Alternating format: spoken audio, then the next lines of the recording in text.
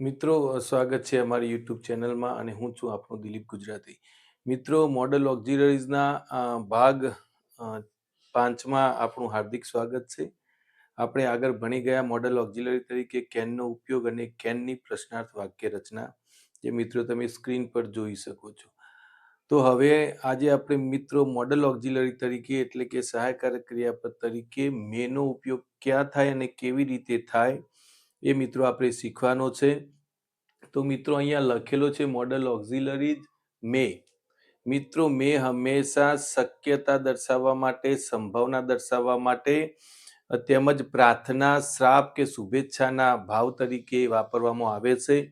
તો મિત્રો અહીંયા લખ્યું છે મેનો ઉપયોગ હકાર વાક્યમાં સંભાવના, આશીર્વાદ, શુભેચ્છા, પ્રાર્થના દર્શાવવા માટે તેનો ઉપયોગ થાય છે. તો મિત્રો આ પ્રકારે મેનો મુખ્ય ઉપયોગ થાય છે સંભાવના દર્શાવવા માટે. એ ઉપરાંત આશીર્વાદ, શુભેચ્છા, પ્રાર્થના પણ દર્શાવવા માટે મેનો ઉપયોગ થાય છે. મિત્રો, સરળ ભાષાની અંદર આ વાતચીત કરી રહ્યા છીએ આપણે, જેથી 3 થી 6ના બાળકોને એકદમ ખબર પડી જાય એટલા માટે.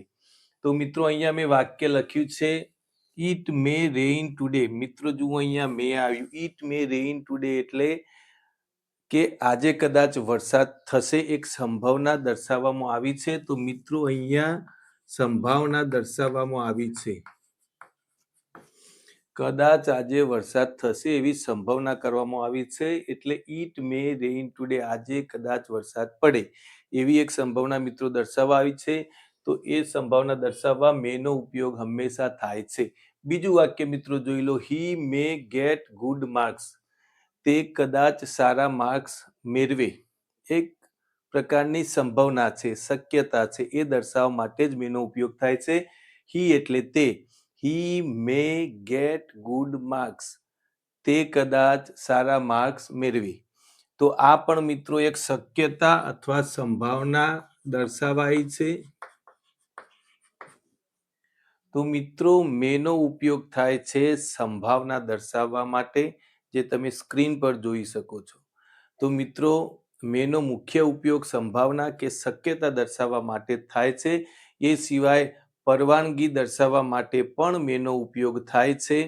તો મિત્રો હવે આગળ વાક્ય જોઈએ. ત્રીજું વાક્ય, મે યુ હેવ ગુડ ડે.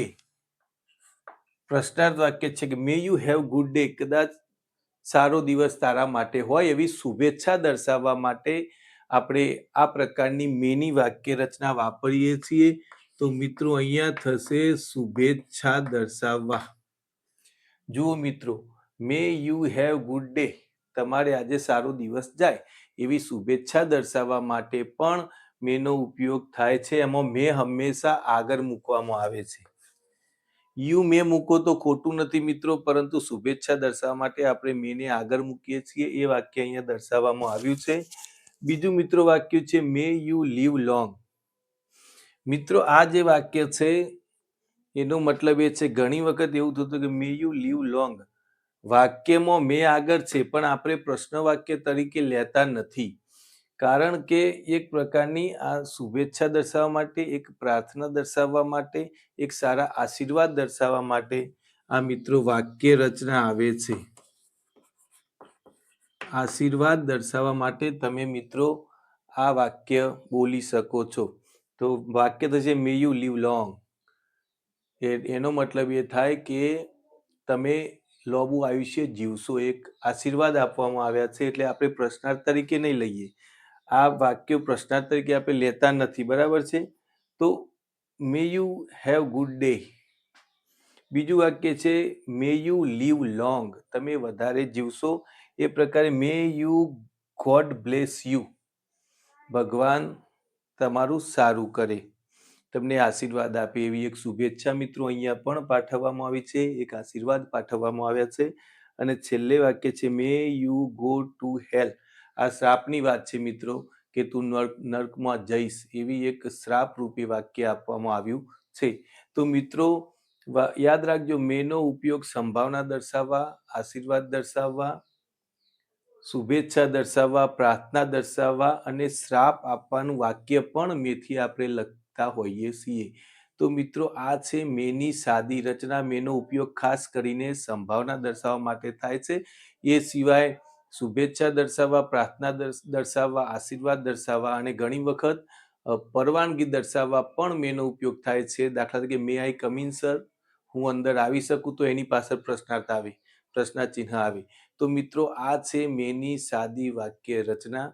તો મિત્રો લગભગ આ સાદા વાક્યમાં તમને ખબર પડી ગઈ હશે. આ વાક્યો ઘરે પ્રેક્ટિસ કરજો તો ચોક્કસ તમને આવડશે.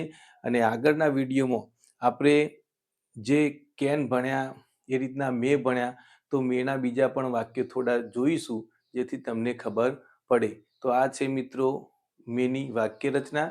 અને યાદ રાખજો કે મેનો ઉપયોગ કયો થાય, તો સંભાવના, આશીર્વાદ, શુભેચ્છા, પ્રાર્થના, શ્રાપ આ બધું દર્શાવવા માટે અને પરવાનગી દર્શાવવા માટે મેનો ઉપયોગ આપણે કરીએ છીએ.